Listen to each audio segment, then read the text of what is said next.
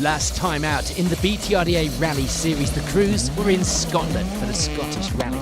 Gary Pearson topped the timesheets on his home round of the championship, and a fantastic run from Elliot Payne saw him in second place on those unforgiving and dramatic stages. With the Plains Rally sadly cancelled despite so much work from the organisers, it meant a longer than expected break in the action before the crews arrived to take on the event sign's Woodpecker stages, a redesigned route contained entirely in the infamous Radnor Forest, with 5 tricky stages lay ahead. Callum Black leads our crews away in his Fiesta R5. Previous round winner Gary Pearson, the next of our championship crews, behind non-championship registered but nonetheless well recognised Hugh Hunter. We're back out onto the stages then, finally once again, and Gary Pearson and Niall Burns pick up where they left off, leading the way after the morning's first 2 stages in that Skoda. They didn't feel like they were going fast enough to top the timesheets, but those times and that leaderboard told a different story. For Callum Black and Jack Morton, it would be second place. They felt they were a little too cautious themselves into the opening stage, and they'd be finding that our 5 car was geared far too low for the fast section of these stages. George Lepley and Tom Woodburn would be wrestling that big WD-40 Evo around the stages again this weekend, and they'd have the advantage of a faster top speed over the R5 cars. But that, of course, meant that things were a lot more difficult when it came to stopping in the corners. They were going well though, leading the B13 class from 3rd place overall. Ian Bainbridge and Will Atkins would be struggling a little this morning. They went out with too hard a suspension setup, and they were finding it hard to get the car stopped or turned in for the corners. They did have a close call as well when they overshot, stalling at a junction. But a quick bump start and they're back on their way again to end the morning 4th overall, 3rd in the B14 class. This weekend would be a debut in an R5 car for Perry Gardner and Jack Bowen.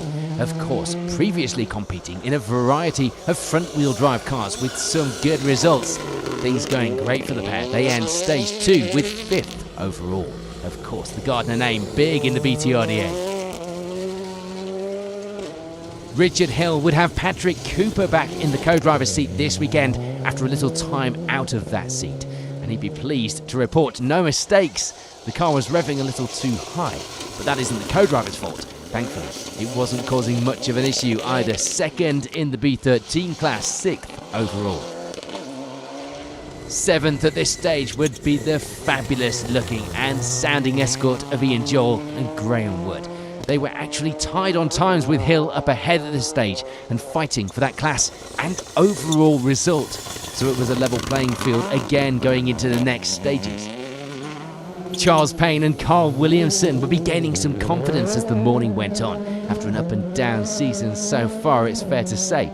5th place in our championship cruise last time out in Scotland tells its own story. But since then, they'd had a mechanical DNF on a non-championship round. Things this weekend though were going okay, 8th overall for now. But there would be problems for this man, Pat Naylor. Ian Lawrence alongside, the centre diff controller not working as it should be. Worse would be to come though at the very end of the 2nd stage. They go off the stage causing significant cosmetic damage to the car, including ripping off that rear wing. The incident happened after our cameras, but it would be noticeable when the pair came back out in the afternoon. And rounding out our top 10 leaderboard are Elliot Payne and Cameron Fair.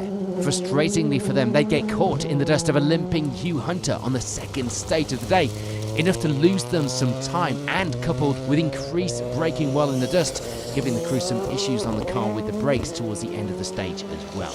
After a spot in service, hopefully the pair would have a cleaner run through the afternoon stages. So with just 2 of the 5 stages complete here in Radnor Forest, the results at the top of the Gold Star are starting to shape up here on the Woodpecker stages, and they're looking like this. On to the afternoon stages then, and we do see some changes on the leaderboard, including Russ Thompson and Stephen Link, who have now moved up to round out our top 10 overall. A puncture on the morning loop lost the pair a few minutes, and that meant they were playing catch-up. Thompson doesn't mind that as long as he's going fast. Apart from that, the feeling in the new B13 spec car was good.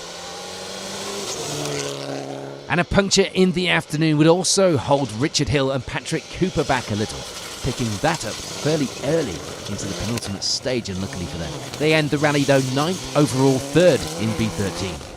And with that second-hand car still looking like it was doing the business on the stages, it would be 8th place overall for Pat Naylor and Ian Lawrence. They took the decision to go out on a harder tyre for the afternoon, figuring that the multi-use stages would need a harder tyre to prevent punctures, even if it did mean a little less grip on that loose gravel. It paid dividends. No punctures. They end the rally with the NR4 class victory and 8th overall. Meanwhile, there'd been no change in the class through the afternoon, or indeed overall for Ian Joel and Graham Wood. They keep hold of that 7th place to the finish, and with their previous points being from way back on the Nicky Grist, this would be a welcome end to the rally.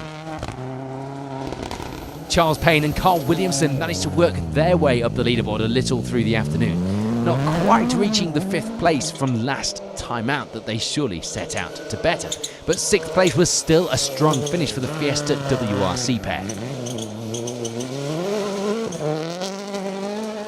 Probably one of the drives of the rally this weekend though would come from Perry Gardner and Jack Bowen, their first outing in the R5 and managing to end the event with 5th place.